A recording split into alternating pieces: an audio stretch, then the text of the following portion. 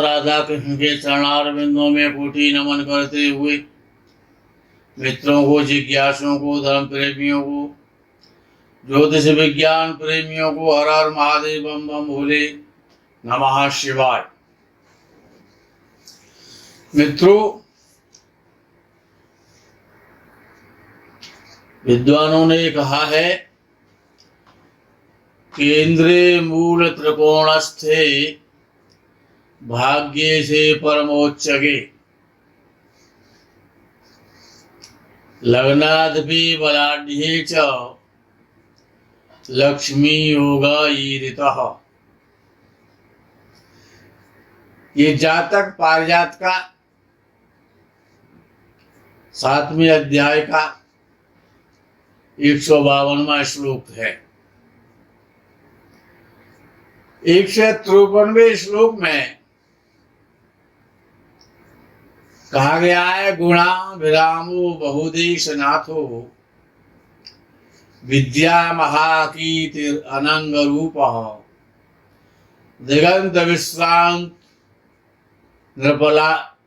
नृपाल वंद्यो राजाधिराजो बहुदार पुत्र। ये महालक्ष्मी योग है। उस पर ये 2 श्लोकों में बताया गया है कि नवम भाव का स्वामी, अर्थात जैसे किसी का वृषभ लगन है, वृषभ लगन में नवम भाव का स्वामी शनि होता है और दशम भाव का भी स्वामी शनि होता है। यदि नवम भाव का स्वामी अपनी उच्च राशि का, अपनी मूल त्रिकोण राशि का अथवा अपनी स्वराशि का होकर के लगन से केंद्र में स्थित हो, कौन? नवम भाव का स्वामी नवमेश नवम भाव से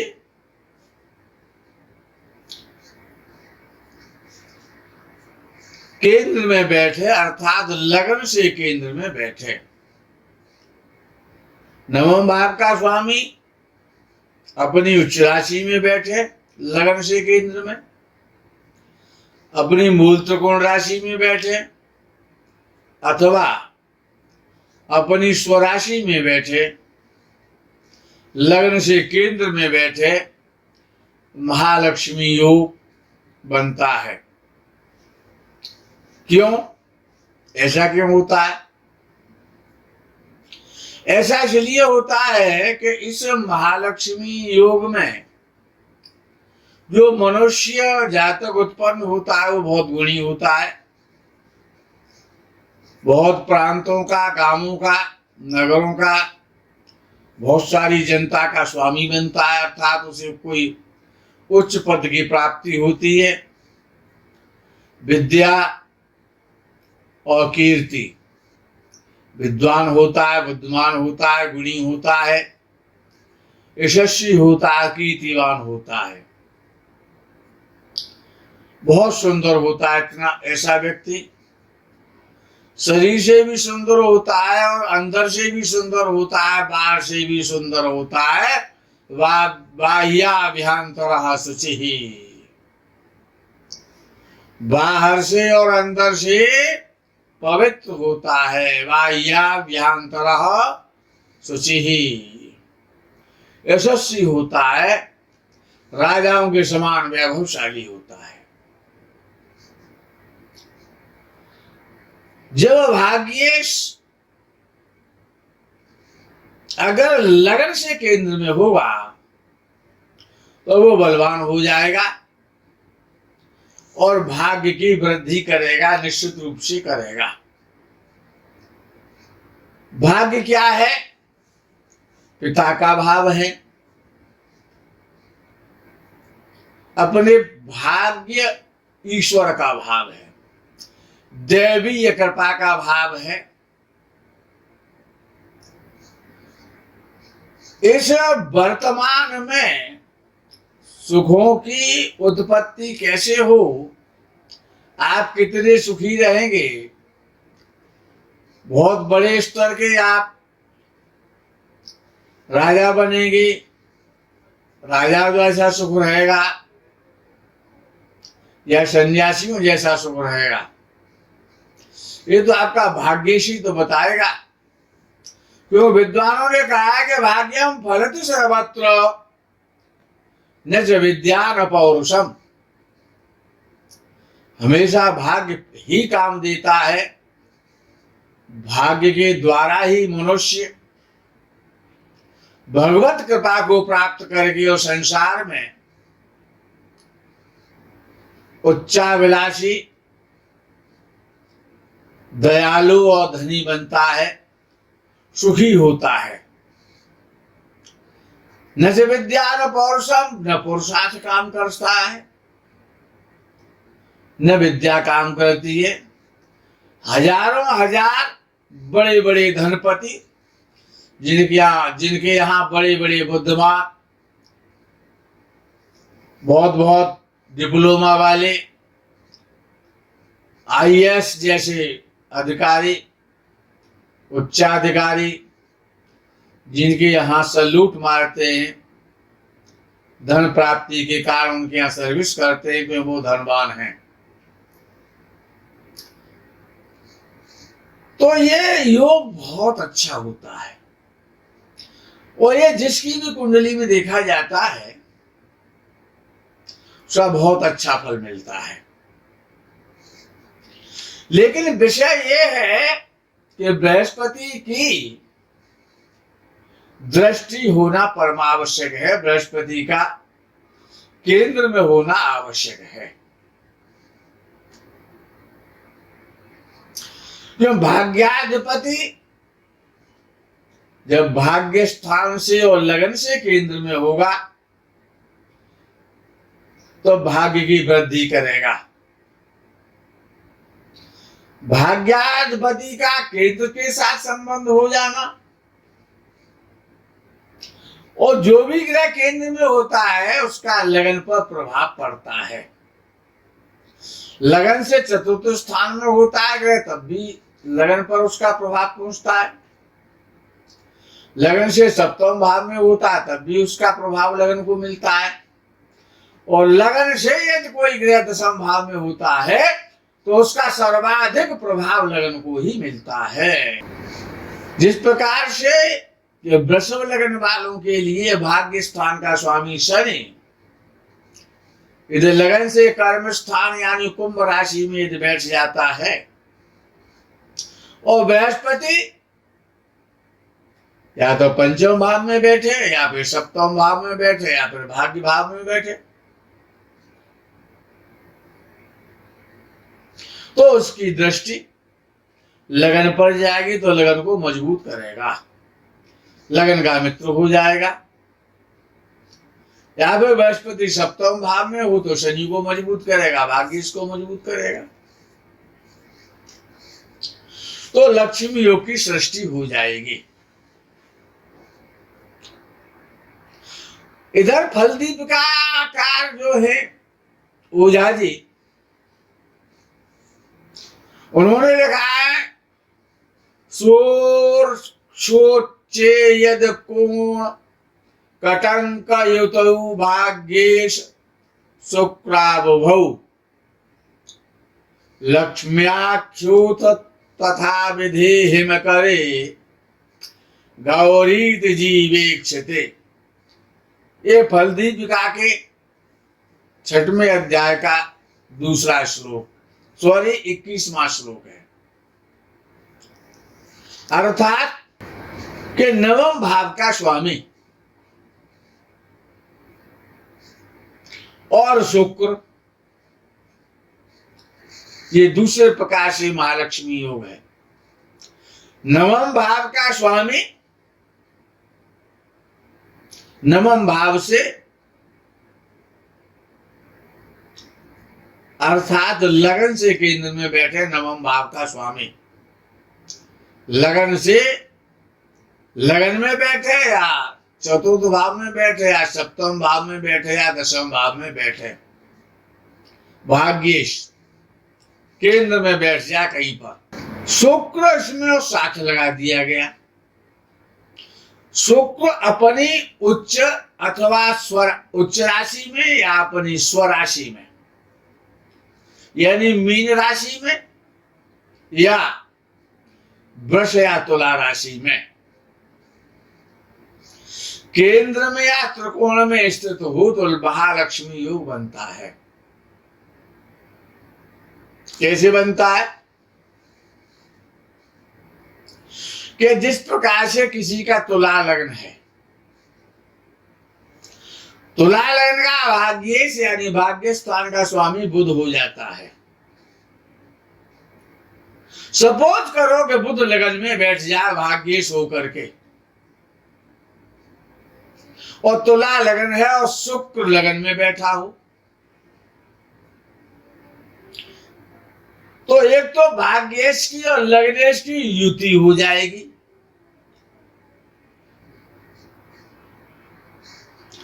तो ये महालक्ष्मी नाम का योग बन जाएगा। इसमें शुक्र की प्रधानता है, भाग्येश का केंद्र में बैठना, और शुक्र स्वराशि का हो या मूल त्रिकोण राशि का हो या उच्च राशि का हो, केंद्र में हो या फिर त्रिकोण में हो, तो क्या होगा? उसके कारण राज्य की प्राप्ति कराएगा। राज्य का कारक है ना शुक्र। राज्य की कृपा होगी, राज्य की उपलब्धि होगी। दो ग्रहों के द्वारा ये बना। तो जो पहला वाला योग था केवल भाग्येश के द्वारा, उससे ये योग ज्यादा प्रबल माना गया है, क्योंकि इसमें शुक्र भी शुभ ग्रह है और भाग्येश तो अपने में शुभ है ही है। इस भाई इसलिए तो भाग्येश है। तो कहा गया है कि नित्यम मंगलशीलया वनिता क्रीडति आरोगी धनी तेजस्वी स्वजनान सुरक्षति महालक्ष्मी प्रसादालय गोष्ठांगोलिकया प्रयात तुरगस्त तंबे मध्यासितो लोकानंद करो महीपति बरो दाताच लक्ष्मी भवः। ये भी श्लोक फलदीप का के 6वें अध्याय का 24वां श्लोक है। यानी कि ऐसे जब योग बनता है कि भाग्येश केंद्र में हो और शुक्र केंद्र में या त्रिकोण में अपनी मूल त्रिकोण राशि, स्वराशि या उच्च राशि का हो, तो ये अत्यंत महाभाग्यशाली महालक्ष्मी नाम का योग बनता है। तो क्या गया? नित्यम मंगलशीलया वनितया, यानी कि नित्य मंगल करने वाली, नित्य मंगल प्रदान करने वाली लक्ष्मी के समान सुशीला स्त्री की प्राप्ति होती है। ऐसी लक्ष्मी से युक्त, लक्ष्मी जैसे गुणों वाली सुलक्षणा पत्नी के साथ में जातक जीवन यापन करता है। रोग रहित होता है, निरोग रहता है, धनी होता है, तेजस्वी होता है, राजाओं जैसा वैभवशाली होता है, बड़े लोगों के साथ में, धनवानों के साथ में, श्रीमानों के साथ में उसकी सोसाइटी होती है, सभा होती है, उसकी मीटिंगें होती हैं। जो उसके अंग रक्षक होते हैं, ऐसा व्यक्ति के अंग रक्षक रखने वाला होता है, बड़े फेथफुल होते हैं, अपने जनों की रक्षा करने वाला होता है। ऐसा जातक अपने देश की रक्षा करता है, अपने प्रांत की रक्षा करता है, अपने समाज की रक्षा करता है, अपने परिवार की रक्षा करता है और अपने घर में महान धनवान व्यक्ति होता है, बहुत धनवान ऐश्वर्यशाली व्यक्ति होता है, तेजस्वी होता है, यशस्वी होता है, दिगंत में ख्याति प्राप्त होता है, लोगों को आनंद देने वाला होता है। सैकड़ों सैकड़ों वर्ष तक उसका नाम याद जाता है मरने के बाद भी। जैसे कि महात्मा गांधी का लोग नाम आज तक नहीं भूले, यदि आपके नोट पर महात्मा गांधी नहीं है तो आपको खाने को रोटी भी नहीं मिलेगी। ऐसा महान व्यक्ति होता है कि मरने के बाद भी उसको अमर हो जाता है। मित्रों, भाग्येश का